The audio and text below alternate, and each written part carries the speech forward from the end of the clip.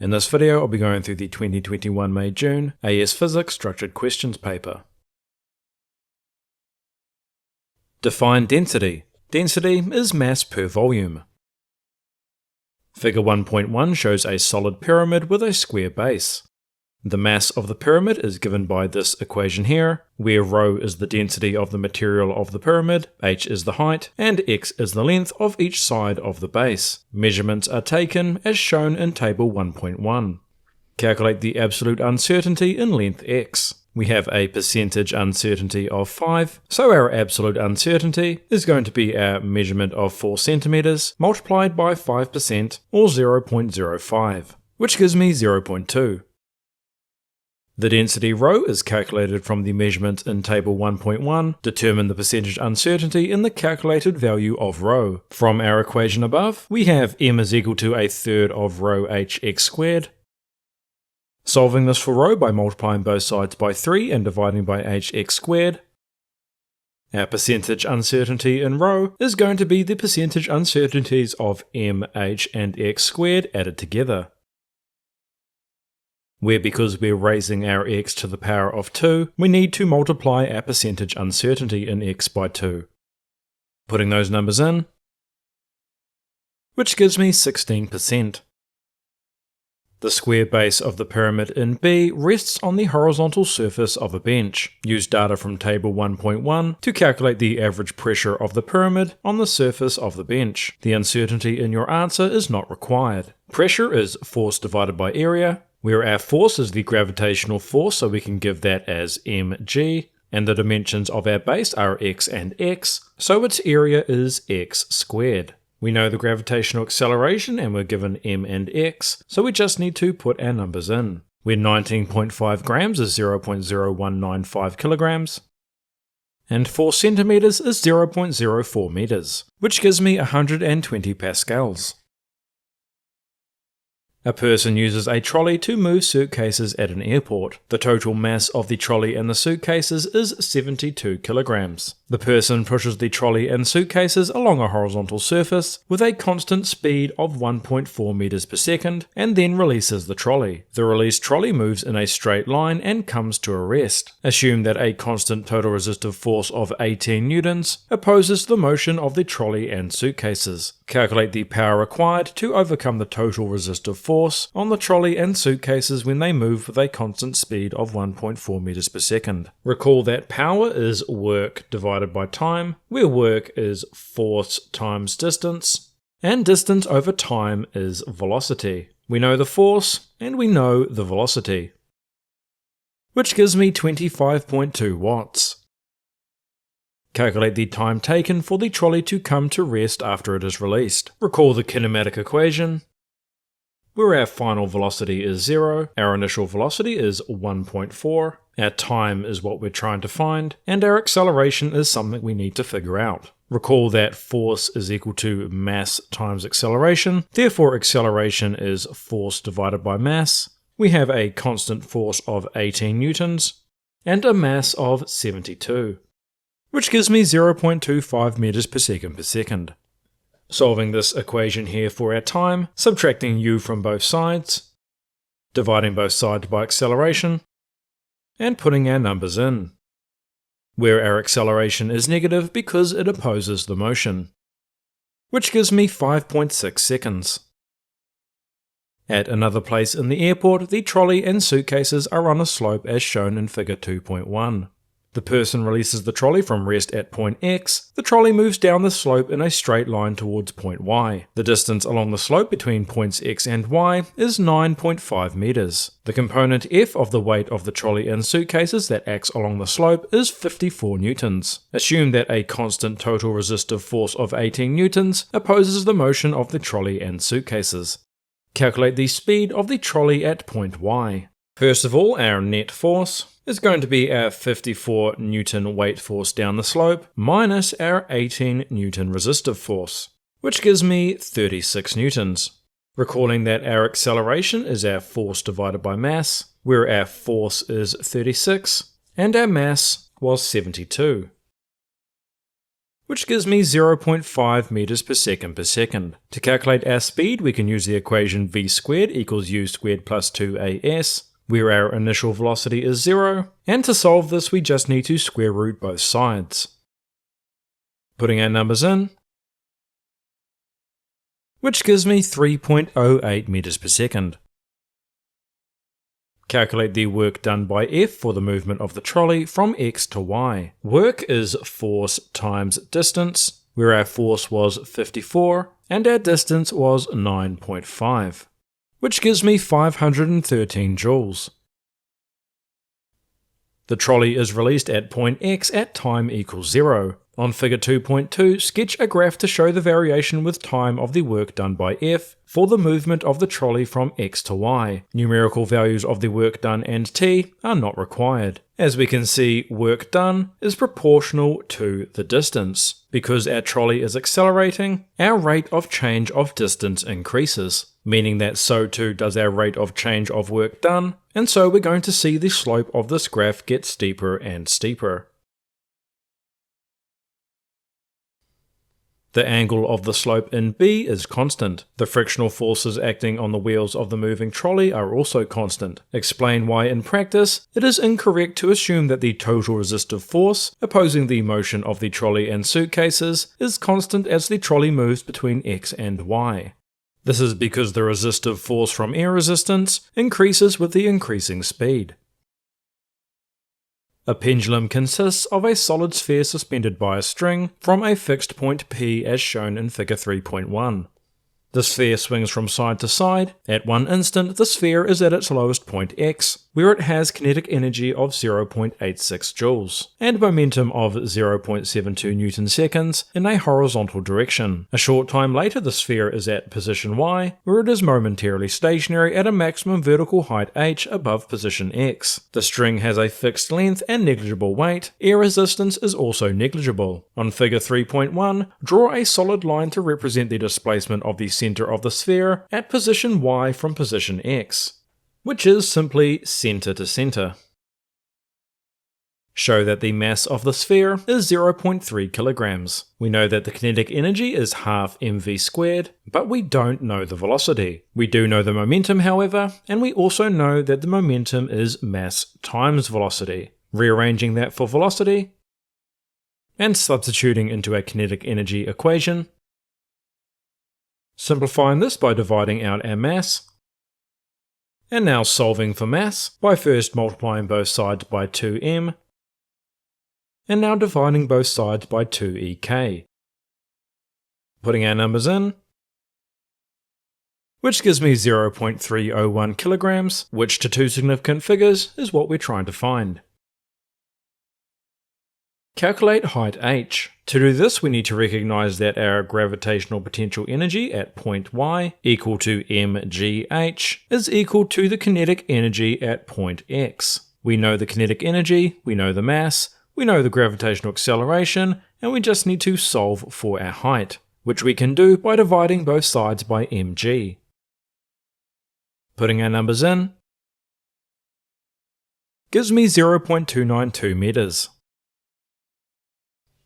The distance between point P and the center of the sphere is 0.93 meters. When the sphere is at position y, the string is at an angle theta to the vertical. Show that theta is 47. If we imagine our sphere at a particular angle from our horizontal, we're told that the distance between point P and the center of the sphere is 0.93 meters. And if we know that our ball has gone up by a height of 0.292, which we calculated in the last question, then if we draw a straight line across here, which gives us a nice right angled triangle, since we know that this full length here is 0.93, since it is still the same length between point P and our sphere, we know that this length here, which is the adjacent side of our triangle, is 0.93 minus 0.292. Using SOHCAHTOA, since we have the adjacent and the hypotenuse, we can write that cosine of our angle is equal to our adjacent 0.93 minus 0.292 divided by our hypotenuse of 0.93. Taking the inverse cosine of both sides,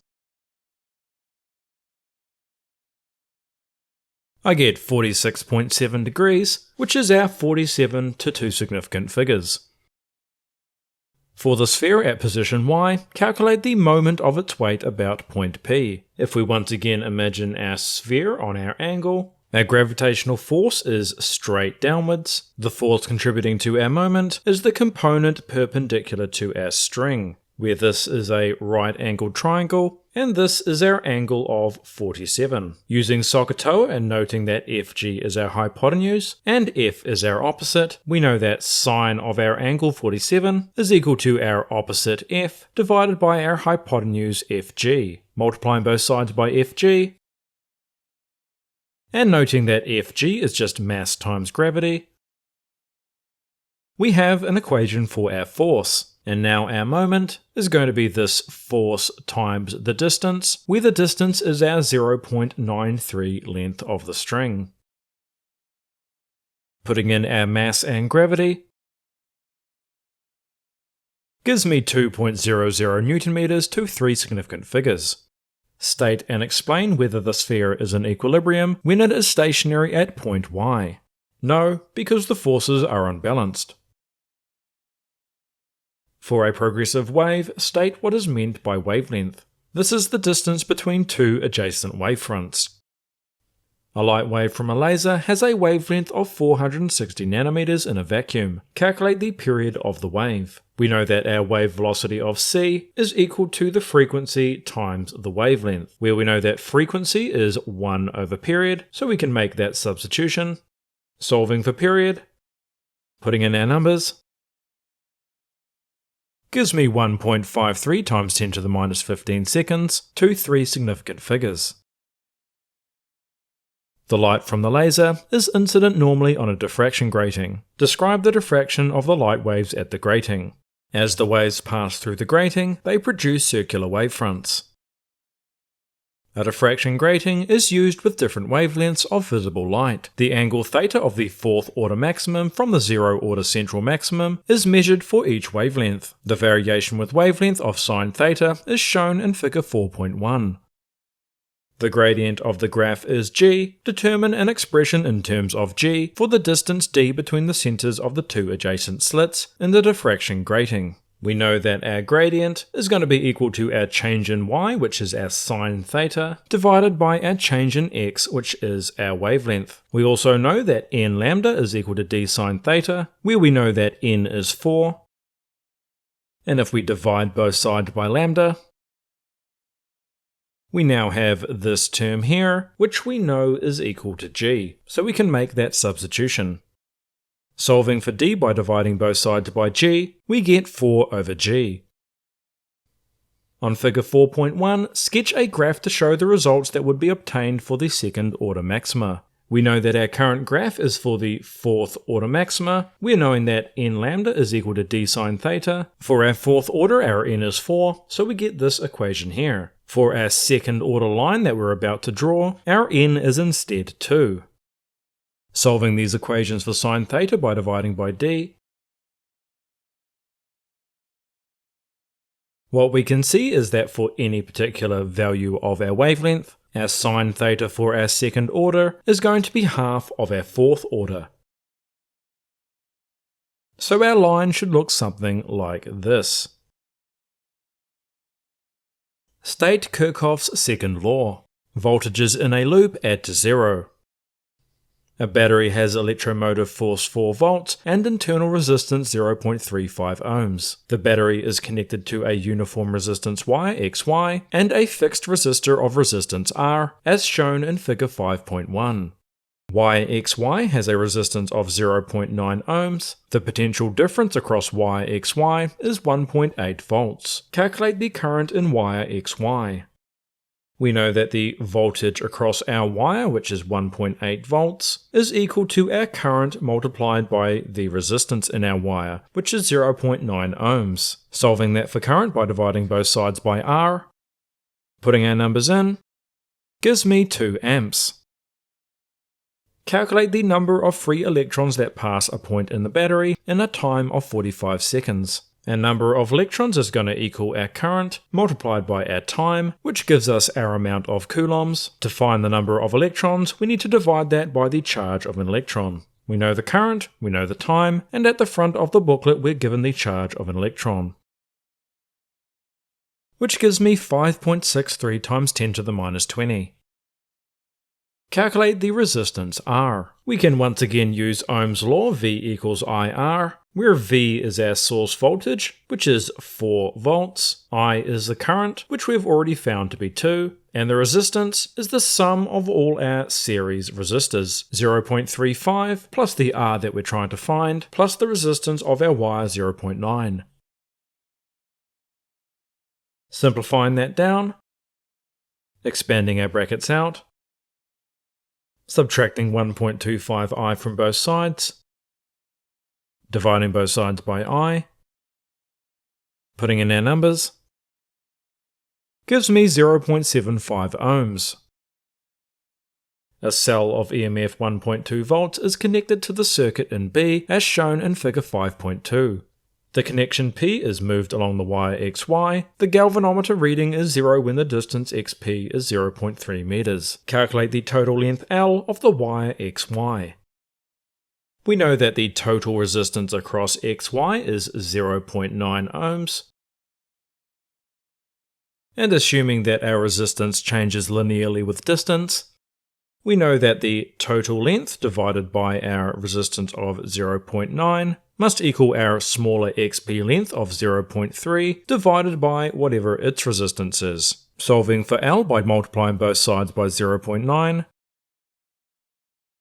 we now need to find RXP. To do so, we can use our V equals IR, where we know that our voltage must be 1.2, and we know that the current through this section is the 2 amps we found earlier. Solving that for our resistance by dividing both sides by I, putting our numbers in, gives me 0.6 ohms. Putting that into our equation over here, gives me 0.45 meters. The fixed resistor is replaced by a different fixed resistor of resistance greater than R. State and explain the change, if any, that must be made to the position of P on the wire XY so that the galvanometer reading is 0. Increasing this resistance is going to decrease our current, which because V equals IR, if we decrease our current, then we need a greater resistance to provide the same voltage of 1.2, meaning that our connection P needs to move towards Y. Increasing the resistance decreases the current. In order for the voltage across XP to be 1.2 volts, the resistance needs to increase, requiring the connection P to be moved towards Y.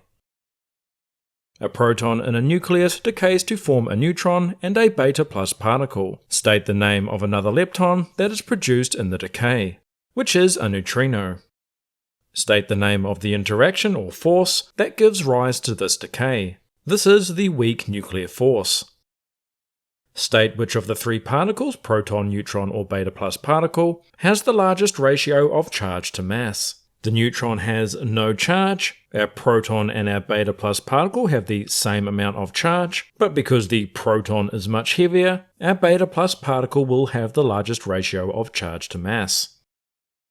Use the quark model to show that the charge on the proton is positive E, where E is the elementary charge. For a proton that is 2 up quarks and a down, up quarks have a charge of 2/3 E, whereas down quarks have a charge of negative 1/3 E. That gives us a total of positive 3/3 E. 3/3 is 1, so we're just left with E. The quark composition of the proton is changed during the decay. Describe the change to the quark composition. It changes from up down, which is our proton, to up down down, which is our neutron. A nucleus X and a nucleus Y are accelerated by the same uniform electric field. Determine the ratio of the electric force acting on nucleus X over the electric force acting on nucleus Y. Our electric force is proportional to our amount of protons, which for our nucleus X is 6, and our nucleus Y is 8, which gives us a ratio of 3/4, or 0.75. Determine the ratio of the acceleration of nucleus x due to the field over the acceleration of nucleus y due to the field. This is determined by the ratio of our forces, which from above we found was 6/8, but each of these is limited by the mass. Our atomic masses are 12 and 16, which gives us 2/2, or quite simply 1.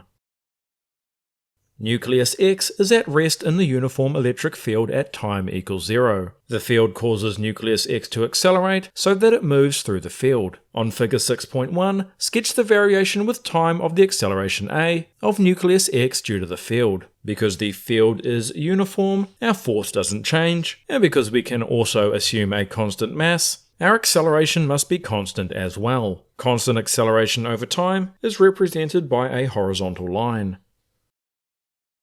And we're done.